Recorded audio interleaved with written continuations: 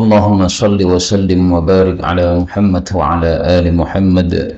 اللهم انفعنا بما علمتنا وعلمنا ما ينفعنا وزدنا علما وبارك لنا في علمنا وارزقنا الإخلاص في القول والعمل كاملا وعلما نافعا لا ينسى وتوفيقا دائما وصحة ويقينا وعافية. آمين يا رب العالمين.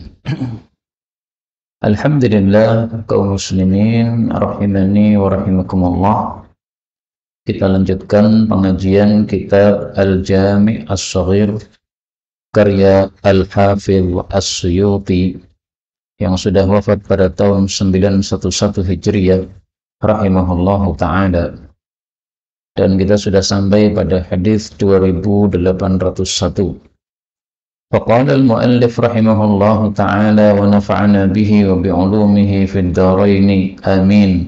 قال رسول الله صلى الله عليه وسلم أولياء الله wali Allah Ta'ala adalah alladzina orang-orang yang idza ru'u apabila mereka dilihat dzukirallah menyebabkan Allah diingat oleh orang-orang yang melihat mereka. Hadis ini diriwayatkan oleh Al-Imam Al-Hakim di dalam kitabnya Nawadir Al-Usul. Perhatikan tulisan Al-Hakim ini berbeda dengan Al-Hakim. Kalau Imam Al-Hakim ini penulis kitab Mustadrak. Kalau Al-Imam Al-Hakim ini penulis kitab Nawadir. Dan hadis ini disahihkan oleh Asy-Syaikh Al-Albani rahimahullah.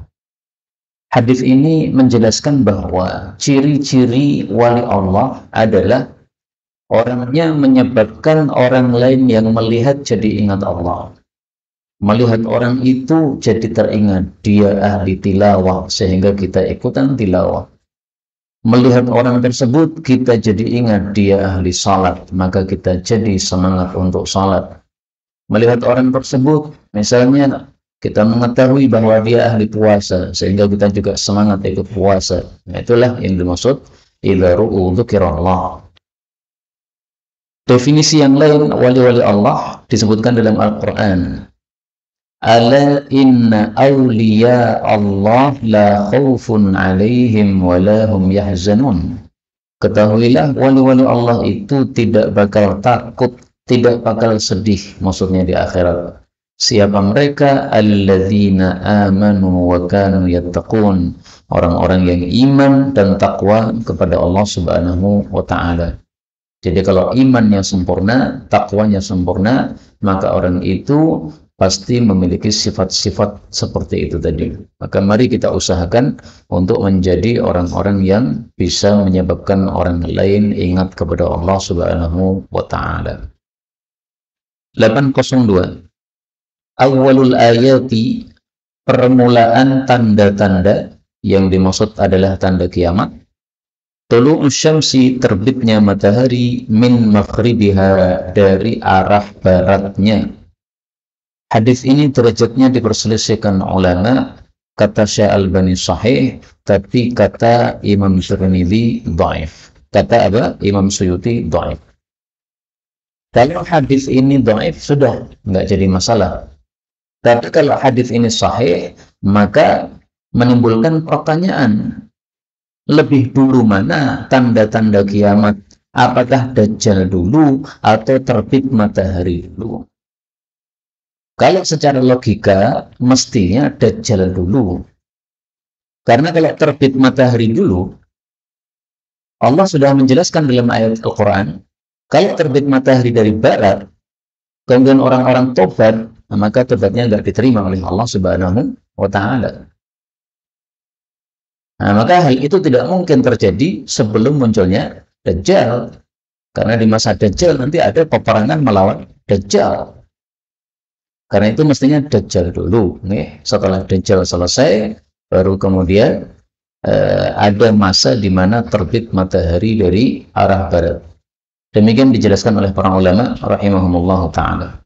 Ya, ala kulli hal, karena ini adalah hadis yang diperselisihkan derajatnya, maka tidak begitu kuat untuk dijadikan dasar bahwasanya tanda-tanda kiamat yang pertama itu adalah terbitnya matahari dari arah barat.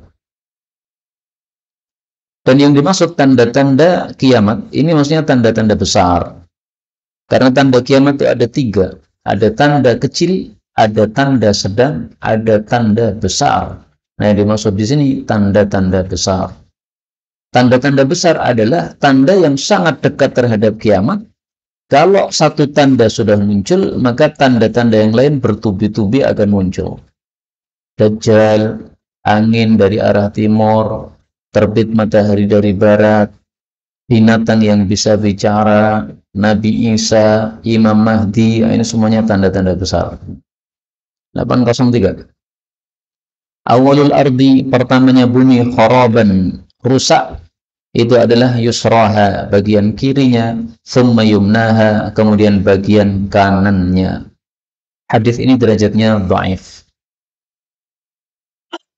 Saya juga tidak paham mana yang dimaksud kiri, mana yang dimaksud kanan, karena tidak dijelaskan oleh para ulama ketika membicarakan hadis ini.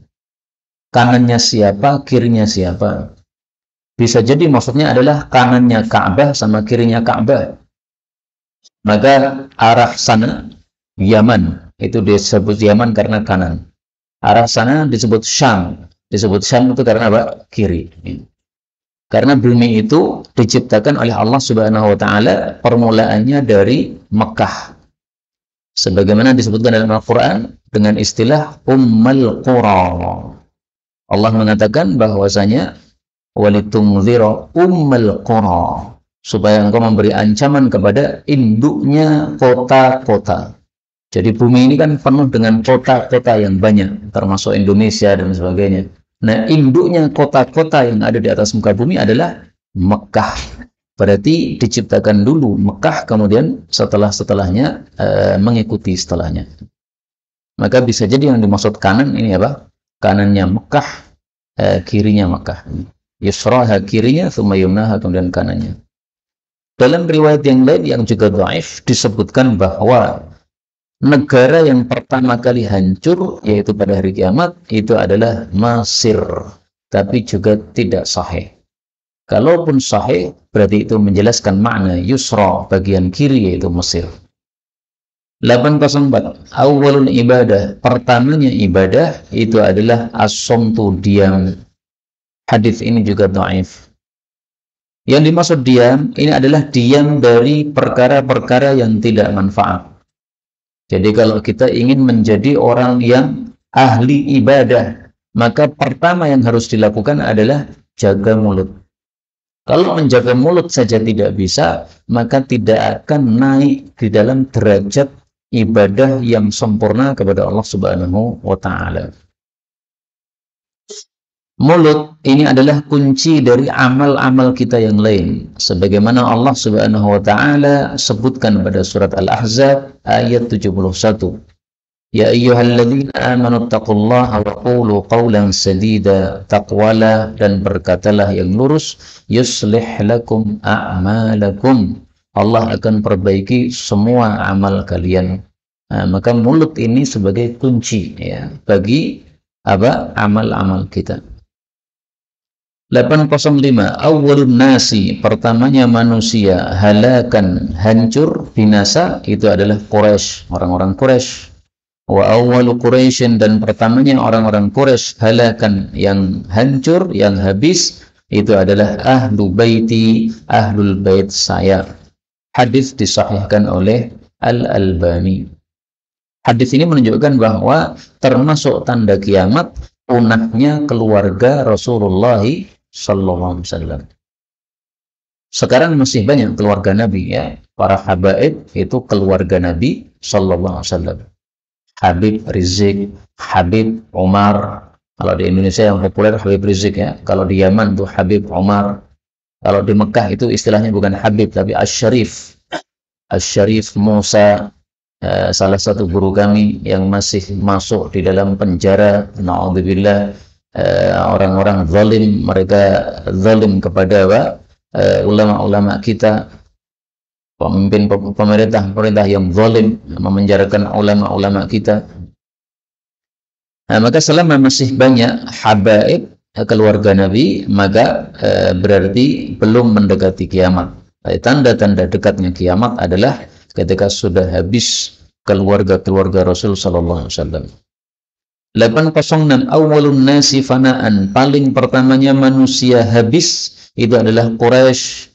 Wa awal Quraisyin fanaan, dan pertamanya orang-orang Quraisy yang habis adalah Banu Hashim. Bani Hashim ini keluarga Rasulullah sallallahu alaihi wasallam. Kalau tadi disebutkan Ahlu Baiti, kalau sekarang disebutkan Bani Hashim. Maka para ulama katakan kalau dua hadis ini digabungkan, berarti yang paling cepat habis itu adalah dua bani. Satu Bani Hashim, dua Bani Muttalib. Karena Bani Hashim dan Bani Muttalib sama-sama sebagai Ahlul Bait Rasulullah sallallahu alaihi wasallam. Sebagaimana disebutkan oleh Nabi dalam hadis yang sahih, syai'un wahidun. Beliau mengatakan innama Banu Hashim, tiada lain Banu Hashim wa Banul Muttalib, dan Banu Muttalib adalah syai'un wahid, sesuatu yang satu. Maka mereka semuanya Ahlul Bait Rasulullah sallallahu alaihi wasallam. Hadis riwayat Tabarani. Hashim ini siapa? Ini kakek Nabi. Jadi kakek atas Nabi itu ada yang bernama Abdu Manaf. Abdu Manaf punya 4 anak. 4 anak itu Hashim, Muttalib, kemudian Naufal, kemudian Abdu Syams. Nah, yang Bani Hashim dan Bani Muttalib ini Ahlul Bait Nabi SAW. Yang Bani Naufal dan Bani Abdu Syams ini tidak dianggap sebagai Ahlul Bait Nabi SAW, karena ketika Nabi dikucilkan di Mekah, dua Bani ini tidak mau membela Rasulullah SAW. Tapi Bani Hashim dan Bani Muttalib mereka membela Rasulullah SAW. Orang-orang kafir mengatakan, serahkan Muhammad, akan kami bunuh dia. Maka Bani Hashim, Bani Muttalib nggak terima, nggak bisa. Muhammad keluarga kami, jangan dibunuh. Kalau membunuh Muhammad, bunuh dulu kami. Meskipun waktu itu mereka masih kafir, tapi disuruh menyerahkan Nabi Muhammad untuk dibunuh, nggak terima. Keluarga kok dibunuh, nggak bisa, nggak boleh. 807 awalul waktu, awalnya waktu, maksudnya adalah waktu salat. Ridwanullah, mendapatkan ridho Allah. Wa akhirul waktu, dan akhir waktu, maksudnya waktu salat. Afdullah, diampuni oleh Allah subhanahu wa ta'ala. Hadis ini dhaif, membicarakan bahwa salat itu ada awal waktunya, ada akhir waktunya. Maka kita dihasung salatnya itu di awal waktu. Salat subuh, zuhur, asar, maghrib, isya. Boleh salat di akhir waktu, jangan sampai keluar. Karena kalau di akhir masih dapat maaf dari Allah. Kalau udah keluar, nah, nggak dapat maaf, dapat murka dari Allah Subhanahu wa ta'ala.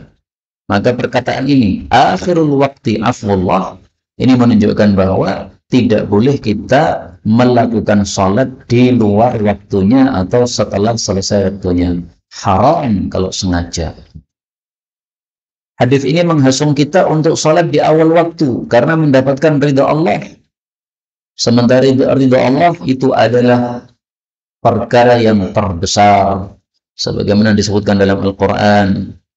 Allah Subhanahu wa ta'ala mengatakan, At-Taubah ayat 72, wa ridwanun minallahi akbar, dan ridha Allah itu adalah perkara yang terbesar. Maka berarti kita dihasung untuk salat di awal waktu supaya mendapatkan apa? Ridha Allah Subhanahu wa ta'ala. Jadi untuk mendapatkan ridha Allah itu mudah, salatlah di awal waktu. Kok tidak ada tengah waktu? Nah, jawabannya hadis berikutnya 08 awalul waktu ridwanullah, awal waktu mendapatkan ridha Allah. Wa wasatul waktu rahmatullah, tengah waktu mendapatkan rahmat Allah. Wa akhirul waktu afullah, akhir waktu mendapatkan maaf dari Allah. Maka jangan dikeluarkan dari waktunya, karena maksimalnya adalah akhir waktu. Cara mengetahui awal, tengah, dan akhir ya dibagi 3 saja. Misalnya salat duhur mulai jam 12, kemudian salat asar jam 3. Nah, berarti dari jam 12 sampai jam 1 itu awal waktu. Jam 1 sampai jam 2 itu tengah waktu. Jam 2 sampai jam 3 itu akhir waktu. Maka kalau mengundurkan salat duhur, maka jangan lebih dari jam 1 kalau bisa. Ini zuhurnya diundurkan. Kenapa? Karena santri-santri masih di kelas. Oke lah, karena santri-santri masih di kelas, maka jam 12 sudah adzan, tapi karena belajar mereka selesai setengah 1, maka qomatnya jam setengah 1 lebih 5. Enggak apa-apa, karena masih di awal waktu. Tapi kalau tidak ada sebab ya di awal saja. Jam 12 lebih 10 udah qomat. 809 awwalu buq'atin, pertama kali area. Buq'ah itu adalah potongan dari tanah, potongan dari bumi ya, berarti area. Boleh dibaca buq'ah, boleh dibaca baqa'ah. Wudi'at yang diletakkan minal ardi dari bumi adalah maudhi'ul bait, tempatnya Ka'bah. Nah, ini yang saya katakan tadi. Bumi diciptakan oleh Allah, dimulai dari apa? Ka'bah. Meskipun hadis ini dhaif, tetapi dikuatkan dengan ayat tadi. Allah mengatakan walitunzira ummal qura. Allah menyebutkan Ka'bah atau Makkah sebagai induknya negara-negara atau kota-kota yang lain. Induknya berarti dia yang pertama. Semua kemudian muddat, diluaskan minha darinya al-ardu bumi. Wa inna awwal jabal, dan sesungguhnya pertamanya gunung, wada'ahu Allah, yang Allah letakkan ala wajhil ardi, di atas muka bumi, adalah Abu Qubais, gunung Abu Qubais. Ini nama satu gunung di Makkah. Sama kemudian muddat minhul jibal, dipanjangkan, diluaskan darinya gunung-gunung yang lain. Hadis ini derajatnya dhaif. 810 awal tuhfah, pertamanya pemberian atau hadiah al-mu'min, bagi seorang mukmin yang mati, maksudnya ayyughfara, bahwasanya diampuni, liman shalla alaihi, bagi orang-orang yang mensalatkan jenazahnya. Hadis ini dhaif. Maksudnya adalah orang mukmin itu ketika mati dimuliakan oleh Allah. Bukti dimuliakannya apa? Tuhfah, dikasih hadiah oleh Allah. Mati itu kan berjumpa dengan Allah kan. Allah menciptakan kita awalnya itu di surga. Tapi karena Nabi Adam melanggar aturan, akhirnya dikeluarkan dari surga. Maka kita ini semuanya dilepas ke bumi. Nah, balik lagi mati itu balik berjumpa lagi sama Allah, balik surga. Makanya Allah senang, ini orangnya sudah balik ke tempat semula. Nah, dikasih hadiah. Hadiah yang pertama apa? Orang-orang yang mensolatkan jenazahmu, saya kasih ampunan. Kalau orang-orang yang mensolatkan saja dikasih ampunan, apalagi yang apa? Disolati, lebih diampuni lagi pasti. Itu bagi orang beriman ya. Nah, orang munafik nggak ada jaminan seperti ini. 811 awalu jaishin, pertamanya tentara, min ummati, dari umatku, yarkabunal bahra, yang mereka itu menaiki laut. Maksudnya mereka naik kapal di laut. Qad aujabu, sungguh mereka telah pasti masuk surga. Ini bicara tentang tentara pasukan kaum muslimin yang perang di laut. Yang pertama kali perang di laut di antara sahabat-sahabat Nabi itu dipimpin oleh Sayyidina Muawiyah radhiyallahu anhu. Maka hadis ini sekaligus menunjukkan fadilah siapa? Sayyidina Muawiyah. Kenapa? Dia memimpin peperangan di atas laut. Sementara Nabi mengatakan yang ikut dalam peperangan tersebut itu aujabu, mereka sudah pasti masuk surga. Tetapi para ulama ketika menjelaskan hadis ini, mereka mengatakan pasti masuk surga itu bagi yang memenuhi syarat. Yang tidak memenuhi syarat, meskipun ikut dalam perang ini, ya nggak bisa masuk surga. Contoh, dalam perang ini dia ikut, tapi setelah itu murtad, apa yang masuk surga? Ya nggak mungkin. Kenapa? Tidak memenuhi syarat. Makanya dalam hadis ini, para ulama kemudian berselisih pendapat tentang Yazid bin Muawiyah. Yazid bin Muawiyah, putranya Muawiyah, diperselisihkan oleh para ulama. Ada yang mengatakan boleh melaknati dia karena dia sudah kafir. Ada yang mengatakan fasik dia. Ada yang mengatakan dia pemimpin seperti pemimpin yang lain. Ya ada jeleknya, ya ada baiknya. Kalau saya ditanya tentang Yazid bin Muawiyah, saya mengatakan saya nggak tahu. Beritanya simpang siur, maka mending saya diam. Yang jelas saya sampaikan para ulama berselisih pendapat tentang dia. Kenapa Yazid bin Muawiyah dibicarakan oleh para ulama? Karena di masa kepemimpinan kekhilafahan Yazid bin Muawiyah terjadilah pembunuhan terhadap Husain cucu Nabi SAW. Nah, Yazid bin Muawiyah ini dianggap rela terhadap pembunuhan tadi. Cucu Nabi dibunuh kok kamu rela? Ini kesalahan besar yang kamu lakukan. Memang kamu tidak ikut membunuh Husain, tapi kamu rela. Rela terhadap kemaksiatan sama dengan apa? Berbuat maksiat. Nah, ringkasnya, meskipun Yazid bin Muawiyah waktu itu ikut perang dalam peperangan laut ini, tetapi apakah dia termasuk yang dijamin masuk surga? Belum tentu. Kalau betul dia rela terhadap pembunuhan Husain, ini sesuatu yang besar. Kemudian, wa awal jaishan, dan pertamanya tentara min ummati dari umatku yaghzuna Madinah Qaisar, yang memerangi kotanya Kaisar. Kaisar itu adalah presidennya Romawi. Itu maghfurul lahum, mereka diampuni oleh Allah Subhanahu wa taala. Mohon maaf, Yazid bin Muawiyah tadi itu termasuk yang kalimat kedua ini ya, bukan yang pertama. Mohon maaf. Jadi Yazid bin Muawiyah itu termasuk yang ikut dalam peperangan melawan Konstantinopel, yaitu negaranya Kaisar Romawi. Dijamin oleh Allah, maghfur, diampuni. Apakah berarti Yazid bin Muawiyah diampuni oleh Allah?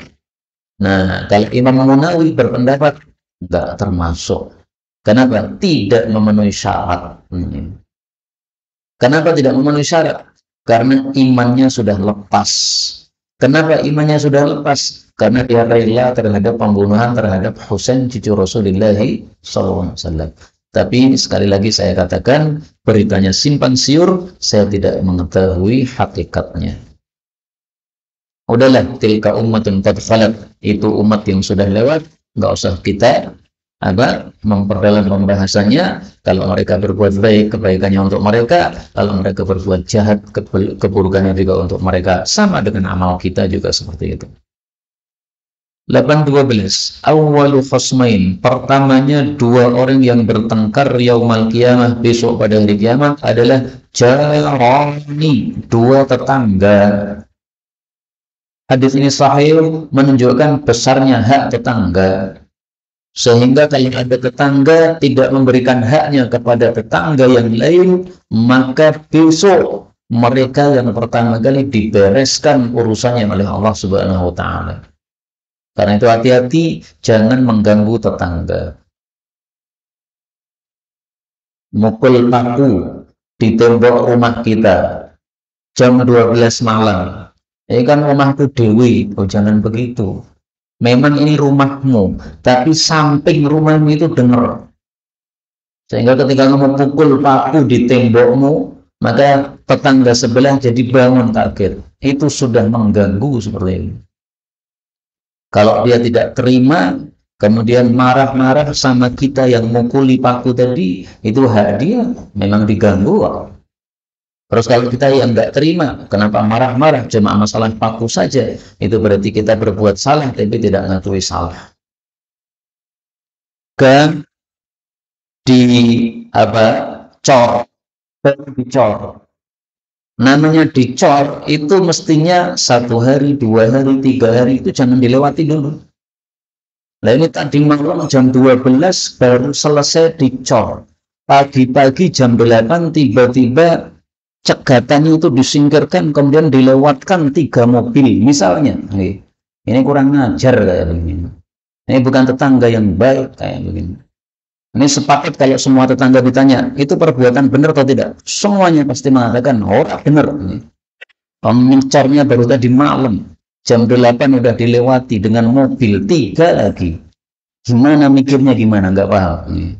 Itu contoh-contoh ya. Saya sekedar contoh. Bukan menyindir seseorang. Saya nggak ada sindiran kepada seorang pun. 813. Awwalu zumratin. Pertamanya kelompok tadkhulul jannah, yang masuk ke dalam surga, ala suratul qamar, seperti rupa bulan, Lailatul Badr, pada malam purnama. Malam purnama, malam 15. Jadi maksudnya yang masuk surga pertama kali itu wajahnya terang benderang seperti bulan.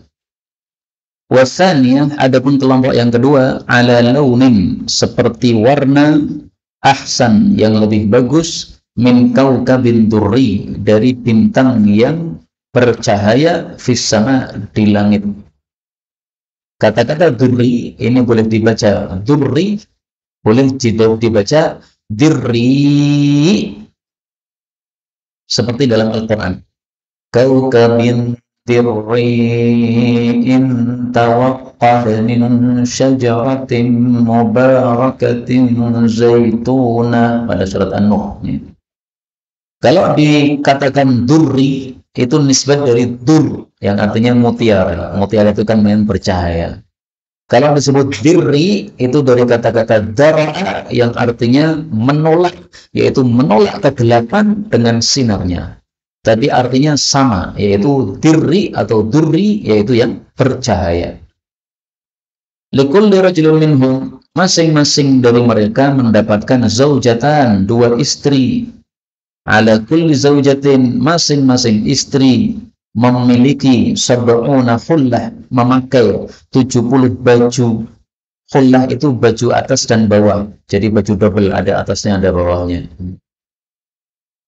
Muncul pertanyaan, di sini 2 istri, sementara dalam hadis yang lain masing-masing dapat 72 istri. Yang benar yang mana? Ini hadisnya juga sahih. Nah, dalam riwayat yang lain disebutkan, dia mendapatkan 72 istri dari kalangan hurin ain, dan dia mendapatkan 2 istri dari kalangan penghuni dunia. Demikian diriwayatkan dalam sebagian riwayat. Nah, maka itu bisa untuk menafsirkan hadis ini. Berarti zaujatan, ini 2 istri, tidak bertentangan dengan hadis yang mengatakan 72 istri. Pokoknya istrinya akeh, mohon kesimpulannya. Yabdu, tampak, mukhu saqiha, sumsum dari betisnya, miwaraiha, dari belakang 70 baju tadi. Jadi memakai 70 baju, tetapi sumsum betisnya itu tampak. Kalau kita pakai baju kan bagian dalamnya nggak tampak. Ya, jadi bisa dikatakan ini transparannya sangat dahsyat, sangat jernih, sangat indah. Tapi jangan dibayangkan seperti transparan yang ada di dunia.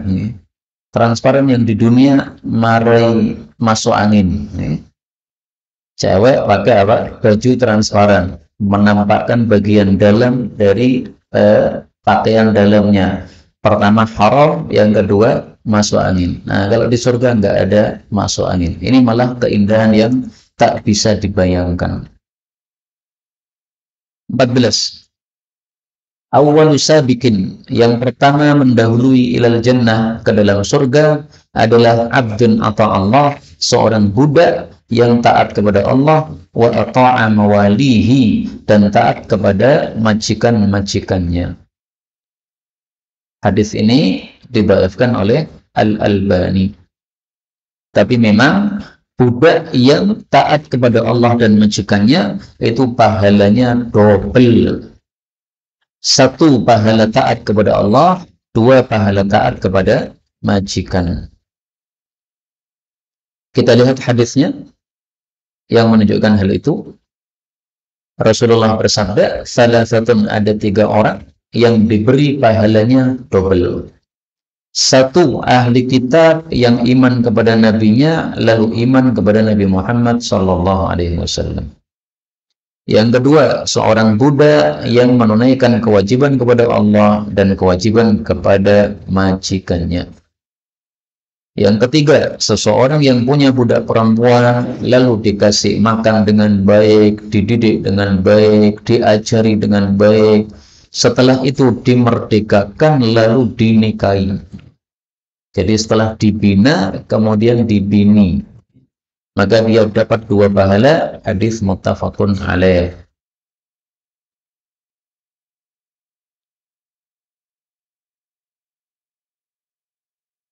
Kemudian 8.15, awwalu syahri Ramadan, pertamanya bulan Ramadan adalah rahmah, mendapatkan rahmat Allah. Wa wasatuhu, dan tengahnya Ramadan, maghfirah, dapat ampunan Allah. Wa akhiruhu, dan akhirnya Ramadan, itqun minan nar, dimerdekakan dari api neraka. Maksudnya, orang-orang yang berpuasa di bulan Ramadan mendapatkan 3 kebaikan ini. Awalnya dapat rahmat Allah, kemudian dapat ampunan dari Allah, kemudian dibebaskan dari siksaan neraka. Tapi hadis ini memang sanadnya dhaif. 8.16, awalu syai'in, pertamanya sesuatu, yahsyurun nasa.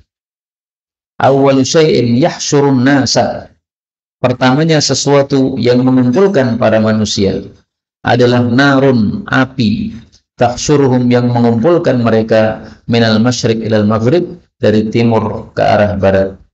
Ini maksudnya adalah tanda-tanda besar kiamat. Yang pertama kali adanya muncul api dari arah timur. Setelah itu menggiring manusia ke arah barat, sampai akhirnya mereka dikumpulkan di padang mahsyar.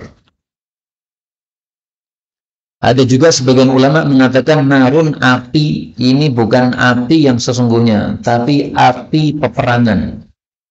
Karena peperangan ini mulainya dari arah timur, kemudian maju ke arah barat, ke arah negara-negara bagian barat. Tetapi lebih bagus kita artikan ini api sesungguhnya. Narun, api, ya api sesungguhnya. Ini api yang muncul menjelang hari kiamat besok. 8.17, awalu syai'in, pertamanya sesuatu, yakuluhu ahlul jannah, yang dimakan oleh penghuni jannah, ziyadatu kabidil hut, tambahan dari hatinya ikan. Hadis sahih. Maksudnya, penghuni jannah ketika masuk ke dalam jannah, maka hidangan yang pertama dihidangkan kepada mereka adalah bagian tambahan dari hatinya ikan. Ikan kalau dibelah kan ada hatinya. Nanti di pinggirnya itu ada bagian tambahan. Ini yang paling lezat sekali rasanya. Makanya dikasih hidangan itu. Jadi disambut oleh Allah dengan hidangan yang paling nikmat. Maksudnya begitu. Kenapa kok ikan? Kok bukan kambing misalnya? Kemudian dalam riwayat yang lain, mereka dikasih tambahan dari hatinya sapi jantan. Maka muncul pertanyaan, kenapa ikan sama sapi? Kok bukan kambing sama unta misalnya? Nah, dijawab oleh Imam Munawi, karena dunia ini, bumi ini, diciptakan oleh Allah Subhanahu wa Ta'ala di atas di atas punggung sapi. Terus sapinya ini di atasnya ikan. Ikan ini di atasnya air. Di bawah air apa yang ada? Tidak ada yang tahu selain Allah Subhanahu wa Ta'ala. Kata Imam Munawi begitu. Saya jawab, hadis yang mengatakan bahwa bumi kita berada di atas sapi, di atas ikan, di atas air tadi, itu hadisnya tidak sahih. Diriwayatkan oleh Bazzar, tetapi hadisnya dhaif. Maka tidak bisa dijadikan sebagai hujjah. Adapun ilmu yang tersebar di tengah-tengah kita, bumi itu ya di tengah-tengah angkasa nih. Jadi langit ini kan sangat luas. Nah, mengandung beberapa planet-planet yang ada sangat banyak, salah satunya setitik bumi yang kecil. Wallahu a'lam. 18. Awwalu ma yuhasabu, pertama yang dihisab bihil abdu, dengannya seorang hamba, yaumal qiyamati, di hari kiamat, adalah as-salatu, salatnya. Fa in saluhat, kalau salatnya baik, saluhalahu sairu amalih, baik baginya seluruh amalnya. Wa in fasadat, kalau salatnya rusak, fasada sairu amalih, rusak seluruh amalnya. Hadis ini menunjukkan salat adalah inti dari amal-amal yang lain. Sama dengan tadi mulut. Mulut adalah inti dari anggota tubuh yang lain. Kalau mulutnya lurus, anggota tubuhnya jadi lurus, amalnya jadi baik. Kalau salatnya baik, maka amal-amal yang lain juga ikut baik. Maka kalau panjenengan lihat, ada orang marah sama istrinya sedang hamil, ditendang perutnya. Ini saya ceritakan karena ada contohnya. Jadi marah sama istri, padahal istrinya lagi hamil, ditendang perutnya. Ini pasti orang yang sholatnya jelek pasti. Sholatnya bagus, nggak mungkin kakinya nendang perutnya istri yang lagi hamil. Mikirmu piye mikirmu? Yang bikin hamil itu siapa? Kamu. Hamil itu susah atau tidak? Susah. Kalau malah kamu tambahi susah, ditendang itu gimana? Itu pasti sholatnya bosok sehingga kakinya jadi berbuat perbuatan yang bosok seperti itu. Kalau sholatnya bagus, baik, wangi, maka kakinya juga akan perbuatan yang wangi-wangi. Maka sholat kita harus kita perhatikan. Kalau nggak diperhatikan, khawatir amal-amal kita juga jadi jelek seperti itu. 19. Awalu, yang pertama, ma yurfa'u, diangkat minan nas, dari manusia, adalah al-amanah, sifat amanah. Amanah itu kebalikan dari khianat. Wa akhiru ma yabqa, dan yang terakhir tersisa, min dinihim, dari agama mereka, adalah as-salatu, salat. Jadi sifat amanah ini yang pertama dicabut dari manusia, sehingga banyak orang yang nggak amanah. Meskipun dia salat, tapi nggak amanah. Dan itu sudah ada buktinya. Waktu saya tinggal di Merauke dulu, kas masjid diserahkan kepada seseorang yang terkenal ahli tahajud. Tapi tampaknya dia ahli tahajud supaya dikasih amanah. Begitu amanah kas masjid sudah dia pegang, uangnya pas banyak, dia gondol pergi, sudah nggak balik lagi. Waktu itu memang dia cuma ngontrak saja di sekitar masjid, bukan penduduk asal situ. Nah, maka apa? Ini contoh bahwa ada orang sholat tapi nggak punya amanah. Kata Nabi, warubba musallin, betapa banyak orang yang sholat, la khalaqa lahu indallah, tapi tidak ada bagian untuknya, bagian pahala untuknya di hadapan Allah. Kenapa ada orang sholat tidak dapat bagian pahala? Karena sholatnya tidak khusyuk. Padahal sholat yang dihitung oleh Allah itu adalah bagian khusyuknya. Kita sholat 10 menit, tapi khusyuknya 5 menit. Ini yang dihitung oleh Allah 5 menit ini. Maka kalau sholat dari awal sampai akhir tidak khusyuk, ya ini nggak ada nilainya di hadapan Allah. Sholatnya sudah sah, kewajiban sholatmu sudah gugur, tapi pahala nol. Dan hadis ini disahihkan oleh Al-Albani. Terakhir 20. Awal, pertama, ma tafqiduna, yang kalian kehilangan, min dinikum, dari agama kalian, adalah al-amanah, sifat amanah. Sama dengan tadi ya, maknanya sama. Dan hadis ini menunjukkan bahwa amanah itu termasuk agama. Amanah termasuk apa? Agama.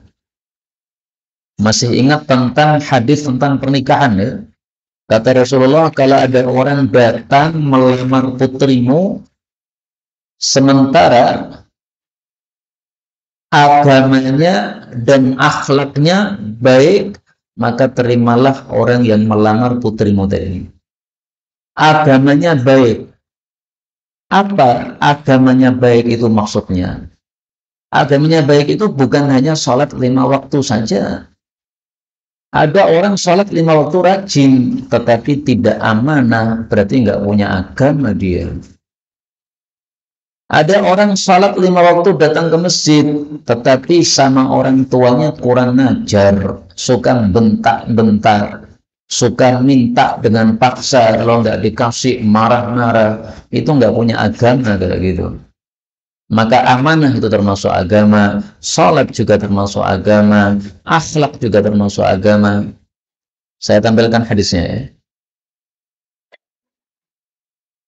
Idza ja'akum, apabila datang kepada kalian man tardawna khuluquhu wa dinah, orang yang kalian ridhoi akhlaknya dan agamanya, fazawwijuh, maka nikahkanlah dia dengan putrimu. Kalau tidak kamu terima, maka akan muncul fitnah di bumi dan kerusakan yang besar. Hadis riwayat Tirmidzi.